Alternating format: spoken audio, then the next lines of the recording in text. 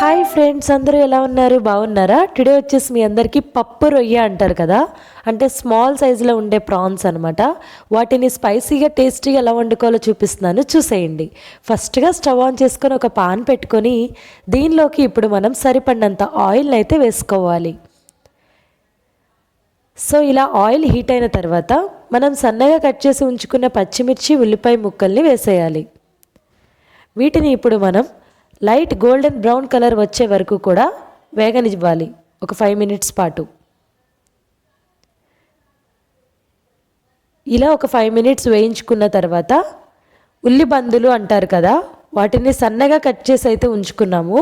So వాటిని అయితే వేస్తున్నాను. ఇవి మీకు మార్కెట్లో అవైలబుల్ ఉంటాయండి. వీటిని వేయడం వల్ల టేస్ట్ బాగుంటుందన్నమాట. సో అందుకే అవి కూడా యాడ్ చేసేసాం.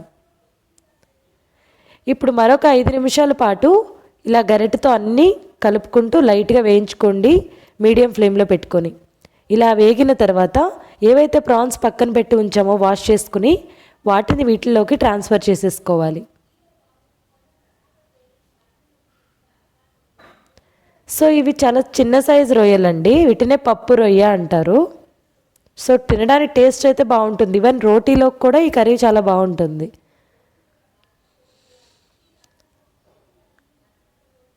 సో ఇలా అన్నీ వేసేసిన తర్వాత ఇలా ఒకసారి అంతా కూడా గరిటెతో కలుపుకోండి.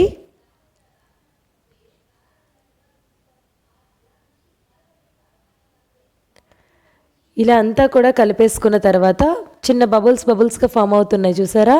లైక్ ప్రాన్స్ అంతా కూడా మనకి ఏమవుతుందంటే జస్ట్ ఉడుకుతూ ఉన్నట్టు కనిపిస్తుంది కదా. ఎట్ దట్ టైంలో గళ్ళుప్పు కొంచెం వేశాను నేను.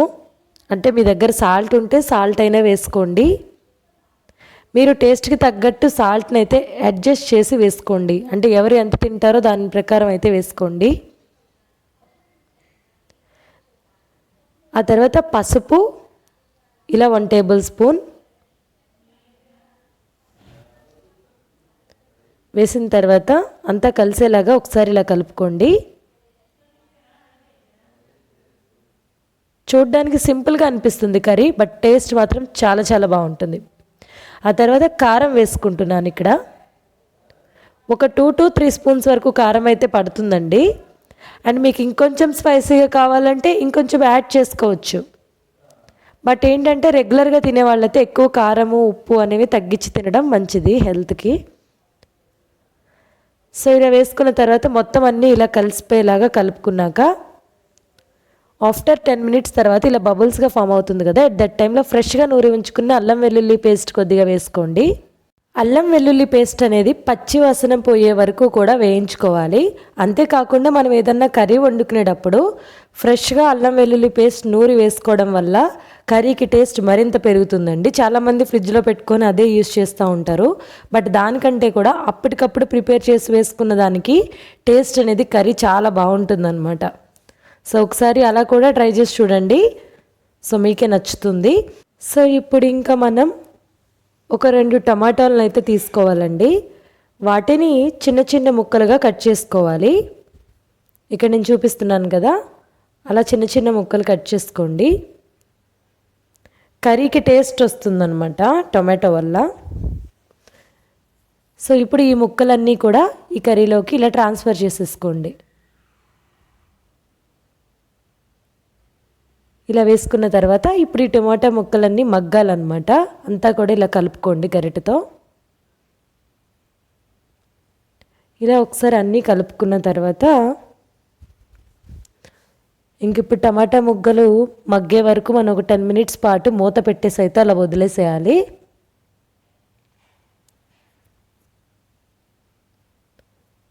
మనం ఏదైనా అంతే కదా, టమాటా ముక్కలు వేసిన తర్వాత కొంచెం సేపు మగ్గనిస్తాం కదా, సో అప్పుడు దగ్గరకు వస్తూ ఉంటుంది ఇలాగా. ఆ టైంలో మీరు వాటర్ అనేది పోసేయండి. అంటే ఆఫ్టర్ 10 మినిట్స్ తర్వాత మూత తీసి ఇలా వాటర్ పోసుకోవాలి అవి మగ్గిన తర్వాత. ఇంక ఇప్పుడు కర్రీ అనేది దగ్గరికి రావాలి, కొంచెం టైం అయితే పడుతుంది, ఒక 15 మినిట్స్ పాటు. పప్పు రొయ్య అంటే చూసారా, చిన్న చిన్న పప్పుల్లాగా వచ్చేసాయి కదా. ఫస్ట్ కొంచెం సైజు పెద్దగా ఉంటాయి, అవి చిన్న చిన్న పప్పుల్లాగా ఉంటాయి, అందుకే దీనిని పప్పు రొయ్య అంటారంట. మనం తింటాం కదా లైక్ పల్లీలు ఆ సైజులోకి వచ్చేసాయి చూడండి, చిన్న చిన్న పప్పుల్లాగా. ఇప్పుడు చక్కగా బబుల్స్గా ఫామ్ అవుతుంది కదా, ఇంకా కర్రీ అనేది దగ్గరికి వచ్చేస్తుంది.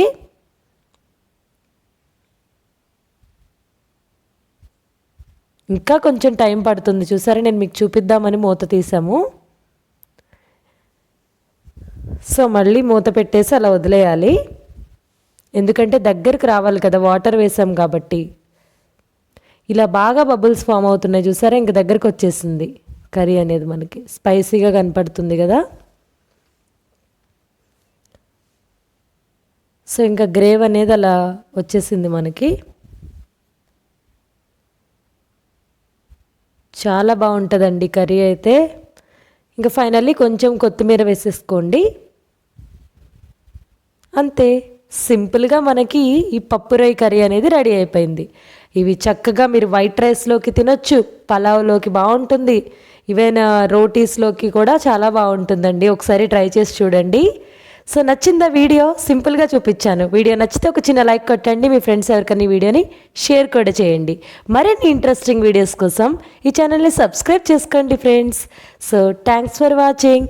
Think positive, stay healthy, stay happy. Love you all. Take care.